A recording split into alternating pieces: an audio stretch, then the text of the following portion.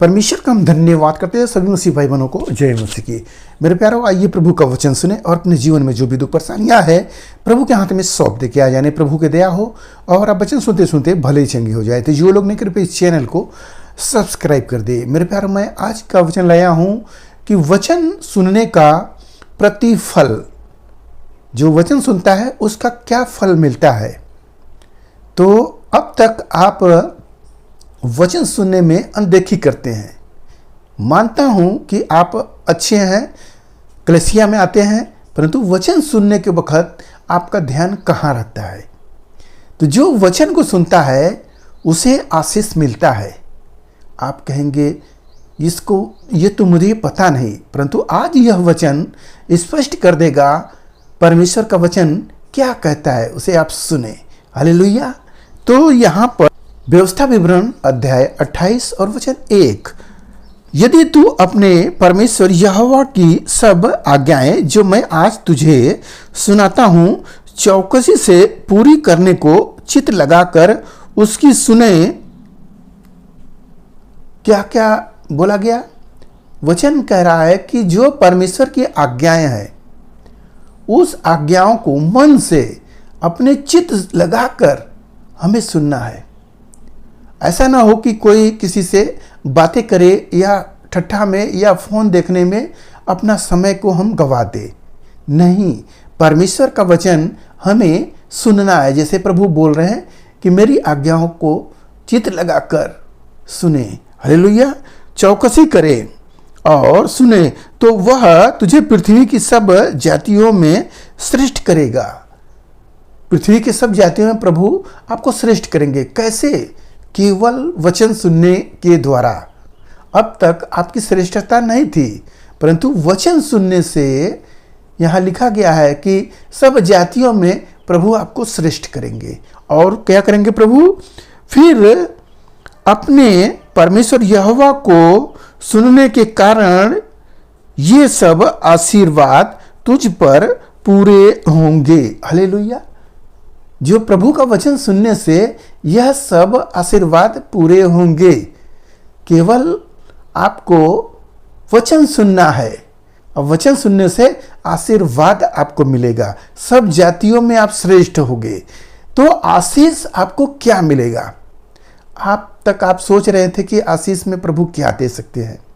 लोग बीमारी लेकर आते हैं, चंगाई होता है, और जो समस्याओं में है उनके लिए क्या कहते हैं प्रभु, और जो तंगी झेल रहे हैं पैसे की उनके लिए प्रभु क्या कहते हैं कि जो आशीर्वाद होगा वह कैसे पूरे होंगे। जो वचन जो सुनेगा तो जो प्रभु का आशीष होगा वह आशीष में वो क्या क्या होगा आप सुन ले। लिखा है कि धन्य हो तू नगर में, धन्य हो तू खेत में, धन्य हो तेरी संतान और तेरी भूमि का उपज, गाय और भेड़ बकरी आदि पशुओं के बच्चे, धन्य हो तेरी टोकरी और तेरी कटौती, धन्य हो तू भीतर आते समय और धन्य हो तू बाहर जाते समय। ये सब आशीष आपको दिखाई देगा। होता है ना कि यात्रा करने में लोग जाते हैं, उधर एक्सीडेंट हो गया, चले गए, घर में आ नहीं पाते हैं, बाहर गया तो बाहर ही रह गया, परंतु धन्य लिखा गया है कि ये सब होंगे आपके साथ। और सुने, यहाँ पर 12वें आयत में लिखा है, यहोवा के तेरे लिए अपने आकाश रूपी उत्तम भंडार को खोल कर तेरी भूमि पर समय पर मेह बरसाएगा, भूमि पर समय पर मेह बरसाया करेगा और तेरे सारे कामों पर आशीष देगा और तू बहुत जातियों को उधार देगा, परंतु तू किसी से उधार न लेना पड़ेगा। हालेलुया। प्रभु का वचन ये है कि अब तक आप उधार ले रहे थे। अगर आप वचन सुन रहे हैं, प्रभु की आज्ञाओं को मान रहे हैं, अपना चित्त प्रभु की ओर लगाए हैं, मन कहीं इधर उधर नहीं डगमगाने दे रहे हैं, तो आपके ऊपर ये सारी आशीषें आपके होगी कि आप कहीं भी जाएंगे सब तरह से आप धन्य होंगे। हालेलुया। आप उधार लेने वाले नहीं बल्कि देने वाले होंगे। ये बड़ी बात है कि जब आप देने वाले होंगे तब तो आप एकदम आशीषित व्यक्ति हो गए। हालेलुया। तो हमें प्रभु ने बुलाए हैं केवल वचन सुनने के लिए। जब हम प्रभु की वचन सुनते हैं तो ये आशीष होती है। यदि हम दूसरे की वचन बातों को सुनने लगते हैं प्रभु, तो यह आशीष हम पर नहीं हो सकता है। जैसे कोई कलीसिया में जाता है और दो लोग आपस में बात करने लगते हैं, वचन चल रहा है, लोग बात कर रहे हैं, कोई मोबाइल लेकर बाहर चला जाता है बात करने के लिए, फिर आता है सोचता है कब खत्म हो चले जाए। मेरे प्यारो, वचन ही है जो आपको आशीषित करता है।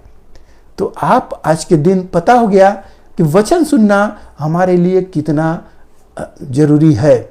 और सुने वचन क्या कहता है, और यहोवा तुझको पूंछ नहीं किंतु सिर ही ठहराएगा, और तू नीचे नहीं परंतु ऊपर ही रहेगा। हालेलुया। तू पूंछ नहीं, सिर ही ठहरेगा। इसका क्या मतलब? इसका मतलब आप क्या समझेंगे कि प्रभु आपको सिर बनाया। सिर का मतलब जानते हैं, पूंछ का मतलब भी जानिए।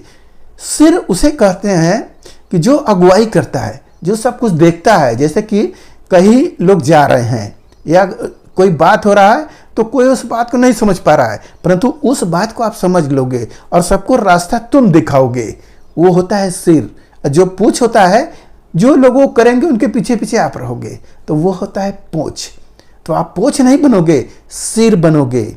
और प्रभु ने कहा कि तू नीचे नहीं बल्कि ऊपर रहेगा। आपका आदर मान प्रभु बढ़ाएंगे। कैसे बढ़ाएंगे आदर मान? यदि परमेश्वर की आज्ञाएं जो मैं आज तुझको सुनाता हूं तो उसके मानने में मन लगाकर चौकसी करे, तब। हालेलुया। जो वचन प्रभु बोल दिए हैं उसकी यदि हम चौकसी करें, चौकसी का मतलब समझ रहे हैं कि कोई चीज को जैसे देखभाल किया जाता है, कोई चोर चोरी न कर ले जाए, वैसे आपको वचन की चौकसी करना है कि जो वचन पाए हैं हमारे हृदय में बैठ जाए, वो भागने न पाए, शैतान चुराने न पाए। उसी की प्रभु कह रहे हैं कि चौकसी करो। तो जब हम चौकसी करेंगे तो जितने भी आशीषें मैंने बताए हैं वो सारी आशीषें आपके जीवन में पूरी होगी। कितना? वचन सुनने के द्वारा। हालेलुया। तो क्या अभी भी आप प्रभु के वचन को अनदेखा करेंगे? यदि आप अनदेखा करेंगे तो फिर आशीष आपको नहीं मिलेगा, केवल आप दौड़ने वाले ठहरेंगे। कलीसिया में जा रहे हैं, हाँ हम प्रभु में, हाँ हम प्रभु में हैं। गए हाँ इनसे बतिया रहे हैं, उनसे बतिया रहे हैं, बहन का हाल है, भैया का हाल है। ऐसी बातों से परमेश्वर प्रसन्न नहीं होता है।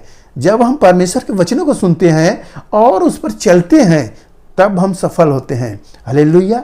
तो मेरे प्यारों, आज के इस वचन से जो कुछ मिला उस पर ध्यान करें, प्रभु आपको आशीष देंगे। आइए आपके लिए हम प्रार्थना करें। महान परमेश्वर, माँ का धन्यवाद करते हैं इस मिश्रा आज के दिन प्रभु जो ये वचन मिला, जितने सुने प्रभु ने आशीष मिले, उनके घर परिवार में सुख शांति बनी रहे, सभी लोग भले चंगे रहे। मेरे राजा, आज का वचन उनके हृदय की पट्टियों पर लिखी जाए, उनका मन प्रभु आप अच्छा बनाए, प्रभु उनका चित्त आपकी ओर लगा रहे। मेरे राजा, आपका दयानुग्रह प्रेम उसी भाई के जीवन में होती रहे। धन्यवाद की प्रार्थना यीशु मसीह के नाम में, आमीन।